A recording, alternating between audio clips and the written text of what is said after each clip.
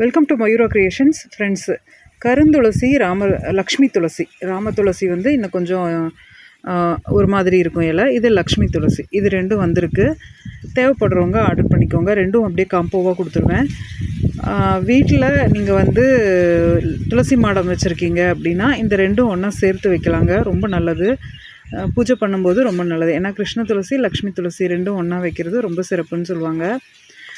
இதில் கம்மியாக தான் நமக்கு செடிகள் வந்திருக்கு. இது ரெண்டும் நல்லா ஈஸியாக வளரக்கூடியது.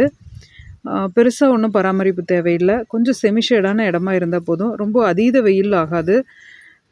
துளசிக்கு ஓரளவுக்கு செமிஷேடாக இருந்ததுன்னா நல்லா வளரும். தண்ணி மட்டும் விட்டிங்கன்னா போதும், நல்லா வளரும். தொட்டியில் வைக்கிறவங்க அப்பப்போ உரம் கொடுங்க. எங்கிட்ட வீட்டில் துளசி வச்சுருக்கவங்க நிறைய பேர் கேட்குற கேள்வி, ஏங்க சீக்கிரமாக காஞ்சு போயிடுது அப்படிம்பாங்க. என்னங்க உரம் கொடுத்தீங்க அப்படின்னா எதுவுமே கொடுக்கல அப்படிம்பாங்க. நம்ம தரையில் இருக்க செடிகளுக்கு கூட உரம் பெருசாக தேவையில்லைங்க. அது தரையில் எப்படியாவது சத்து எடுத்துக்கும்.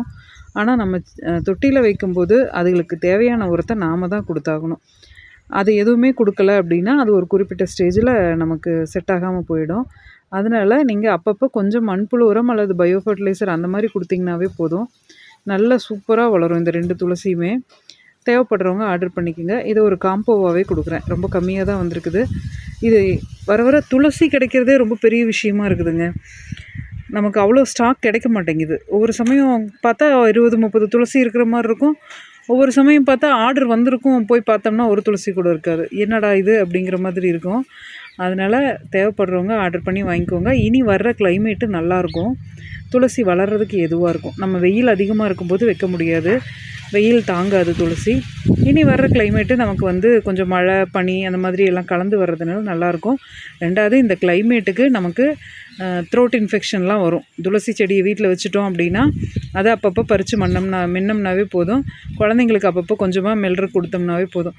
அதை அப்படியே மெல்ல மாட்டேங்கிறாங்கன்னா நைட்டு 2 இலையை பறித்து ஒரு செம்பு ஏதாவது பாத்திரத்தில் தண்ணி ஊற்றி இந்த 2 இலையும் போட்டு வச்சுருங்க. காலையில் எழுந்திரிச்சு குடித்தாங்கன்னா போதும். அதுவே நிறைய கெட்ட இதை நமக்கு வந்து அகற்றக்கூடிய தன்மை உண்டு. பெருமாள் கோயில் திருத்தத்துலலாம் அதனால தாங்க துளசி கலந்து கொடுக்குறாங்க. அதனால் இனி வரக்கூடிய காலத்தில் கிருமிகள் நிறைய பரவும். இப்போ துளசி நம்ம வீட்டில் வச்சுருந்தோம்னா நமக்கு பாதுகாப்பு. தேவைப்படுறவங்க வாட்ஸ்அப்பில் ஆர்டர் பண்ணிக்கோங்க. இது போல் பயனுள்ள தகவல்களுக்கு நம்ம சேனலை சப்ஸ்கிரைப் பண்ணுங்கள், லைக் பண்ணுங்கள், ஷேர் பண்ணுங்கள். தேங்க்யூ.